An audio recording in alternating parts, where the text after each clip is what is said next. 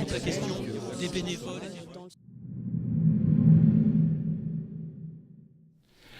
Alors toujours au Forum de l'éducation populaire et de l'engagement en Rhône-Alpes. Alors on a la chance de recevoir trois élus régionaux qui sont à la maison finalement, avec Sarah Payon qui est présidente de la commission vie associative et éducation populaire, justement, avec Sarah Boukala qui est conseillère régionale déléguée à la question de la jeunesse, et Yann Cronbeck, qui est vice-président de la commission jeunesse et sport du conseil régional. Alors merci à tous les trois d'être là, et j'ai envie de vous poser la question. Je vous laisse déterminer par vous-même l'ordre de ceux qui souhaitent répondre. Voilà, qu'est-ce qui importe dans votre présence ici aujourd'hui? Pourquoi votre présence au Forum de l'éducation populaire? Qu'est-ce qu'a à voir finalement l'éducation populaire avec vos différentes fonctions d'élus? Je commence.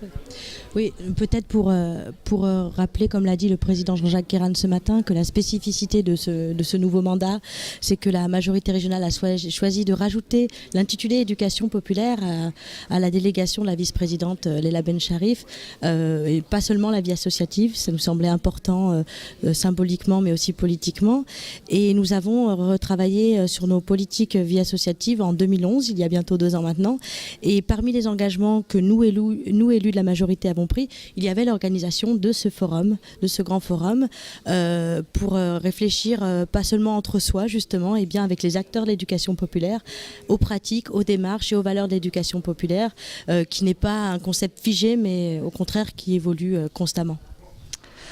Oui, alors pour moi, en tant que conseillère déléguée à la jeunesse, je vais dire que les acteurs de l'éducation populaire sont de toute façon les partenaires naturels de la délégation jeunesse. On ne fait pas de la jeunesse sans faire de l'éducation populaire, et inversement. On le voit aujourd'hui, il y a des ateliers autour de l'engagement des jeunes. On a participé à un atelier autour du renouvellement aussi des conseils d'administration, et comment faire qu'il y ait effectivement beaucoup de jeunes qui puissent se sentir accueillis, et comment est-ce qu'on transmet ces valeurs de l'éducation populaire, ces pratiques de l'éducation populaire auprès des jeunes. Et je crois, par rapport à ce que disait Sarah Payon, aujourd'hui on est dans une phase où même le ministère reconnaît la dimension éducation populaire dans sa délégation jeunesse et vie associative. Et on le voit aujourd'hui, l'éducation populaire, elle transparaît aussi quand on parle culture, quand on parle sport, et donc les conseillers régionaux que nous sommes avons toute notre place sur ce forum. Ouais, tout simplement, je crois que ce qui est important dans cette journée, c'est la confrontation, la rencontre avec des acteurs issus, on pourrait dire, du monde associatif au sens large, avec une vocation à engager des démarches citoyennes. Et toute l'utilité, l'intérêt de la journée, c'est de venir échanger avec les acteurs par rapport aux politiques que nous, on peut mettre en place, mais qui ne peuvent être validées qu'avec le regard de ceux qui la font vivre sur le terrain. Là, en regardant déjà un certain nombre de petits panneaux affichés avec les pinces à linge en termes d'expression, il y a déjà des éléments qui peuvent, nous, en tant qu'élus, nous interpeller. Là, j'en lisais un sur la question des appels d'offres et de la durée des appels d'offres. Alors, ça peut paraître technique, mais derrière cet aspect technique se pose la question de l'enracinement dans la durée d'un certain nombre d'actions. Et c'est vrai que ces éléments, quand on vote un certain nombre de décisions entre élus, finalement, il faut qu'on soit en mesure à un moment de prendre le pouls de la validité de nos politiques pour pouvoir, avec les acteurs, dans la démocratie, l'échange, être en mesure de les corriger si nécessaire, ou en tout cas les amplifier si elles ont trouvé une pertinence sur le terrain. Mais ça, on ne peut pas le décider tout seul, on ne fait pas de l'entre-soi, on fait avec les autres, et je crois que des journées comme ça, avec plus de 200 acteurs qui vont au cours de la journée participer, sont des moments importants pour nous d'enrichissement intellectuel. Alors justement, il y a un rapport qui a toujours existé évidemment entre les acteurs de l'éducation populaire comme de la vie associative en général et les politiques publiques, naturellement. Comment vous percevez ce rapport ? Est-ce que effectivement ces acteurs de l'éducation populaire sont pour vous aussi des outils qui vont permettre de mettre en place une politique publique pertinente ? Je crois qu'il faut à la fois que les grands mouvements d'éducation populaire puissent trouver des collectivités qui soient à leur écoute, parce que ce sont ces grands réseaux et puis même les petites associations qui font de l'éducation populaire au quotidien sur le terrain ont les moyens d'entrer en contact effectivement avec des jeunes que nous on ne peut pas forcément toucher, par exemple dans les lycées ou dans les CFA. Donc ça, c'est une première chose. Après, je crois que il faut pour autant que les rapports soient clairs et que les collectivités ne sont pas dans une instrumentalisation de l'éducation populaire les mouvements d'éducation populaire ne sont pas un outil à disposition des collectivités. Il faut bien qu'on trouve des objectifs partagés. C'est ce que nous essayons de faire quand on a des conventions d'objectifs partagés. On partage, nous, nos attentes régionales et à la fois les grands mouvements d'éducation populaire et les associations sont aussi sur des objectifs partagés pour qu'on puisse avoir une politique qui soit cohérente, qui soit transversale, mais avec vraiment en se gardant d'instrumentaliser le secteur associatif et de l'éducation populaire. Oui, pour compléter ce que dit Sarah, on regardait les petits post-it, les petits papiers. Se posait la question justement du fait de savoir que si tous ces porteurs de projets touchaient des subventions de notre collectivité, est-ce que ça en faisait des obligés, des représentants de la région ? Et c'est vrai que ce rapport aux associations, on le questionne en permanence, parce qu'il faut trouver le juste équilibre. C'est-à-dire que nous, on est quand même une majorité élue sur des valeurs, sur un projet, sur des objectifs. Et puis les structures, elles sont bien évidemment autonomes, elles ont leurs propres projets associatifs, leurs propres objectifs, ce qui n'empêche pas de se retrouver dans le cadre par exemple de conventions d'objectifs et de moyens ou d'autres dispositifs qui peuvent convenir. Et il faut essayer de trouver des dispositifs où les associations ont leur autonomie et on garde leur identité, non pas à se contorsionner pour rentrer dans les critères régionaux, sans que pour autant nous, on ne puisse pas dire où on souhaite aller, nous régions, avec nos partenaires. Et c'est vrai que je pense qu'il n'y a pas de réponse définitive, ça dépend aussi des porteurs de projets, des projets, le travail il peut être en commun, il peut être ponctuel ou sur plusieurs années. Je pense qu'il faut aussi qu'on ait de la souplesse sur ces questions-là et que le Conseil régional est quand même reconnu pour être assez attentif aux demandes des porteurs de projets pour justement éviter cette suspicion d'instrumentalisation, tout simplement. Donc c'est plutôt un partage de vues sur qu'est-ce qui peut être l'action d'intérêt général la plus pertinente. Oui. Ouais, non, je crois que le but, pour prolonger un petit peu ce que viennent de dire Sarah Payon et Sarah Boukala, c'est de créer des synergies entre nous. D'ailleurs, le mouvement d'éducation populaire ne sont pas des supplétifs et viennent surtout pas pallier des manques de l'action publique. Voilà, chacun a sa fonction.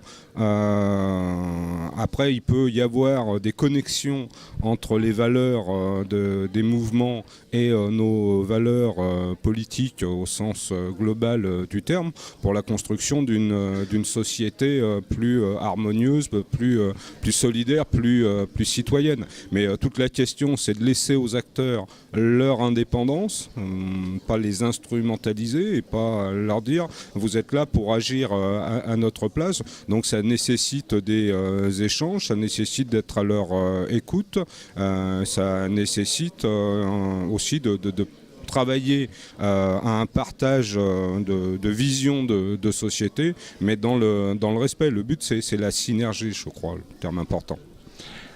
Alors, l'éducation populaire, ça sert notamment à apprendre, à partager des savoirs avec l'ensemble des citoyens, afin de leur donner justement le pouvoir d'être mieux citoyens et d'agir en tant qu'habitants de la cité dans la démocratie.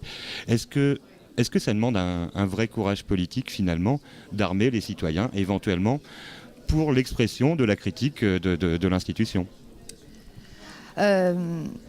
nous, on y travaille par exemple dans le cadre du Forum Citoyen Jeunesse avec des jeunes, dont certains qui sont effectivement issus de réseaux de fédérations d'éducation populaire, des MRJC, les Francas, les MJC, mais d'autres, les centres sociaux.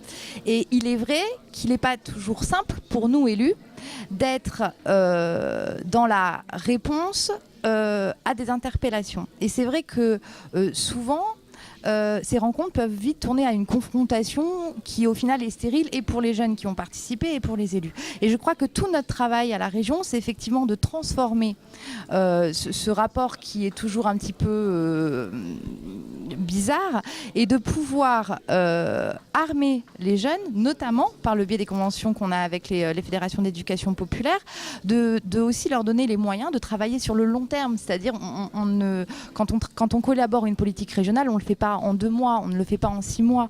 Et il est vrai que je crois que les associations d'éducation populaire, elles permettent à ces jeunes d'être aussi citoyens et d'avoir un parcours qui ensuite les arme effectivement pour pouvoir... Mais je crois qu'en tant qu'élu, il ne faut pas qu'on ait peur de ça, au contraire. Oui, pour compléter ce que disait Sarah, Médias Citoyens le sait bien, la région a aussi une délégation en charge de la démocratie participative et de la participation citoyenne plus généralement. Et c'est un peu la même problématique que ce que vous venez nous poser.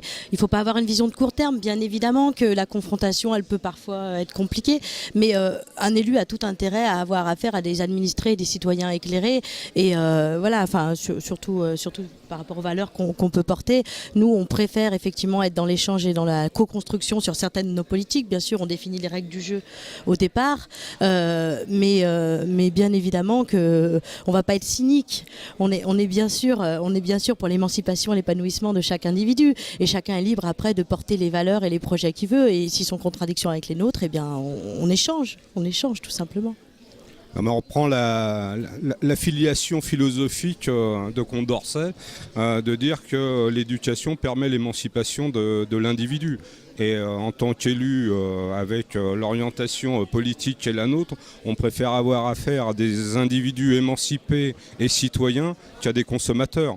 Et le citoyen est capable de comprendre la complexité des choses et donc de construire un compromis. Voilà, donc on n'est pas dans la compromission.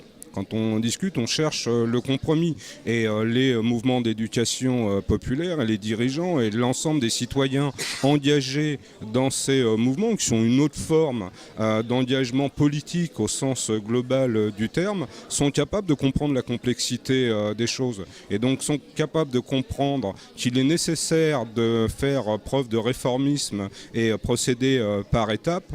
Et donc nous, en tant qu'élus, on préfère avoir ce genre de discussion, ce qui ne veut pas dire qu'on est d'accord sur tout, mais à partir du moment où on partage une certaine forme d'approche, de discussion, de compromis, on est dans une construction plus solide. Donc on préfère avoir discuté avec des gens qui sont éduqués, qui ont une vision d'engagement, plutôt qu'à essayer de convaincre des gens qui n'ont qu'une philosophie, si on peut appeler ça une philosophie consumériste, du yaka faucon, alors que dans les mouvements d'éducation populaire, on ne trouve pas ce genre d'éléments. Il y a des discussions sur le fond, sur les priorités, et à partir de là, on est capable de négocier, tout simplement. Très bien. Alors, pour conclure, j'aimerais que peut-être en quelques mots, vous me disiez chacun vos attentes d'une journée comme celle-ci. C'est vrai que vous citiez Condorcet, l'éducation populaire, ça remonte à très très très longtemps. Aujourd'hui, en même temps, on est dans dans une époque où on se pose des questions, on réinterroge ce concept d'éducation populaire. Il y a beaucoup de nouvelles pratiques qui apparaissent aussi. Qu'est-ce qu'on peut attendre de cette journée ? Oula, c'est large comme question. Déjà peut-être si on arrive à retrouver une définition commune de l'éducation populaire en 2013, de ce que ça peut être, puisqu'on le disait, les choses ont évolué depuis la naissance de ce concept, et surtout définir ensemble les pratiques qui peuvent qualifier ce concept, voir aussi nous élus, comment on s'empare de cette notion, de cette définition, pour mieux travailler avec tous ces acteurs, et effectivement tout en restant fidèle à notre projet, pouvoir peut-être adapter nos politiques pour travailler ensemble, comme le disait Yann Combec, à une synergie. Parce que je pense que, je ne vais pas présager des conclusions de cette journée, mais on a quand même une philosophie et des objectifs communs avec la plupart des participants de la journée. Pour moi, je crois que l'éducation populaire, elle a montré aujourd'hui, on est dans une période où la citoyenneté, le vivre ensemble, sont parfois compliqués. Et je crois que l'éducation populaire, elle doit montrer qu'elle est encore là et et que toutes ces valeurs, elles sont très actuelle. Alors effectivement, l'éducation populaire existe depuis très longtemps, mais je crois que l'enjeu d'aujourd'hui, c'est aussi de montrer, de prouver, de valoriser aussi ce que l'éducation populaire sait faire, comment est-ce qu'elle travaille, comment est-ce qu'elle prend en compte effectivement une société qui a beaucoup évolué, mais je crois aussi c'est aussi un temps qui a été pensé avec et pour les acteurs, c'est-à-dire qu'on a aussi des rencontres qui ont lieu aujourd'hui, des projets qui sont présentés, des méthodes aussi qui sont présentées par les acteurs, et c'est aussi dans cet échange-là qu'on construira ensemble, collectivité et mouvement d'éducation populaire, une société en Rhône-Alpes du vivre ensemble qui aura du sens, de la citoyenneté, et où la jeunesse, je me permettrai de le dire, aura toute sa place. Je crois que ce qui est important dans ce type de journée, c'est d'être en mesure de faire un bilan, et les ateliers nous invitent à avoir des échanges de pratiques, mais le bilan ne doit pas se faire pour le plaisir du bilan, il doit offrir des perspectives. Et moi j'ai été particulièrement sensible aux propos de Jean Bourrieux ce matin en introduction, de dire l'objectif c'est de regarder devant nous. Voilà, et donc c'est de tirer la quintessence des échanges qu'on aura entre nous durant cette journée pour voir ce qui marche, d'être en mesure de faire un bilan des bonnes pratiques, de s'interroger aussi sur une évolution, c'est-à-dire qu'on est aussi dans un contexte de plus en plus complexe, mais législatif, que parfois les associations ne sont pas toutes en mesure de répondre à cette complexité, donc il y a certainement des aspects de formation.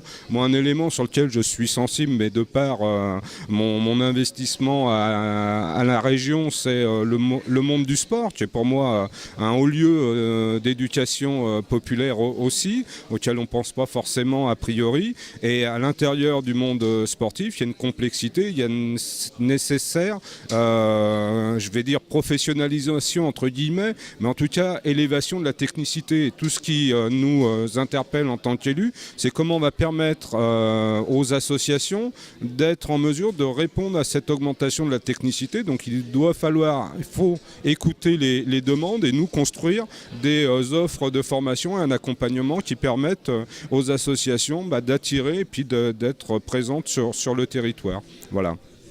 Et puis comment concilier cette technicité nécessaire avec aussi un nécessaire militantisme qu'on doit conserver. Et en tout cas, nous, les médias citoyens, on est des médias d'éducation populaire, alors on est ravis d'être là, et puis on a été ravis de vous accueillir tous les trois en même temps pour que vous nous exprimiez tout ceci sur l'éducation populaire. Merci infiniment. Merci à beaucoup. vous.